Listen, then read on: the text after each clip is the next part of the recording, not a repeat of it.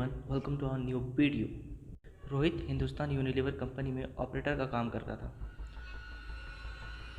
रोहित का घर कंपनी से 10 किलोमीटर दूर है। रोहित के पास एक बाइक है जिससे वो घर से कंपनी और कंपनी से घर का सफर पूरी करता है। एक दिन ऑफिस से घर जा रहा था तो रास्ते में उसे उसके कॉलेज के बाहर एक लड़की दिखाई दी, जिस कॉलेज में वो अपना ग्रेजुएशन कंप्लीट किया था।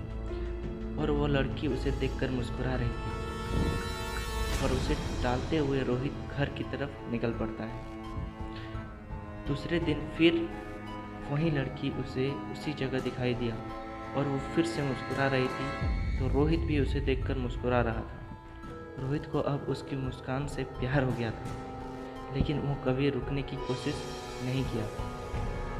वो लड़की कई दिनों तक लगातार उसे दिखाई दिया और एक दिन अचानक वो लड़की वहाँ दिखाई नहीं दी। रोहित बेचैन हो गया, लेकिन रोहित उस लड़की के बारे में कुछ नहीं जानता था और ना ही कभी उस लड़की से बात किया था, तो रोहित को उसका पता भी नहीं पता था। लेकिन कई दिनों तक उस लड़की को नहीं देखने से बेचैन रहा। कई बार रोहित कंपनी से जल्दी निकलकर उसका इंतज़ार भी करता था, पर उसे नहीं दिखा। एक दिन उसके मोबाइल पर किसी अनजान नंबर से फ़ोन आया। रोहित ने फ़ोन उठाया तो एक लड़की बोली, आपका नाम क्या है?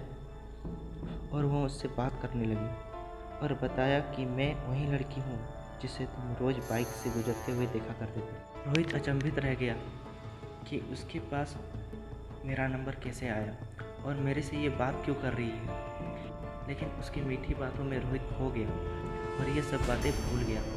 एक दिन उस लड़की ने रोहित को कॉलेज के बाहर मिलने के लिए बुलाया। रोहित और उसका दोस्त दोनों बाइक पर उससे मिलने गए, लेकिन रोहित कभी किसी लड़की से अकेले नहीं मिला। वो घबरा रहा था। वो लोग जैसे ही कॉलेज पहुंचा तो वहाँ वो लड़की नहीं दिखी।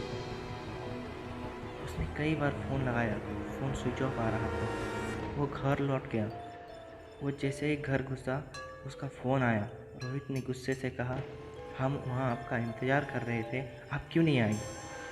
तो उसने कहा, तुम अपने दोस्त को क्यों साथ लेकर आए? मुझे तुमसे अकेले मिलना है। रोहित ने कहा, ठीक है।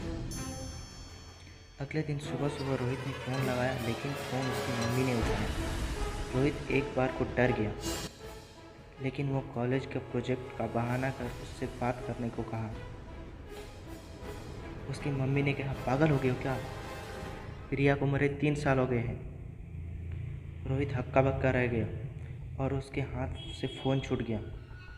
वो पूरी तरह कांपने लगा। रोहित ने सोचा कि जिस लड़की को वो देख रहा था, बात कर रहा था, वह एक आत्मा थी और उसे विश्वास नहीं हो रहा था। रोहित अगले ही दिन प्रिया की मम्मी को कॉल लगाकर सारी घटना सुनाता है और मम्मी जी कहती है, यकीन नहीं है तो घर आकर देख लो। वो प्रिया के घर गया तो प्रिया की फ़ोटो पर माला लगा हुआ था। उसकी माँ यह घटना सुनकर भावुक हो गई और उस दिन वो अपने सिम को निकाल कर फेंक देता है और नए नंबर ले लेता है। फिर उस लड़की का फ़ोन कभी नहीं आया, लेकिन आज भी वो अनजान नंबर देखकर सहम जाता है। तो दोस्तों, आज की कहानी में इतना ही। पसंद आए तो लाइक, शेयर एंड सब्सक्राइब जरूर करना। Thank you for watching. मिलते हैं किसी और ऐसे ही घटना के साथ।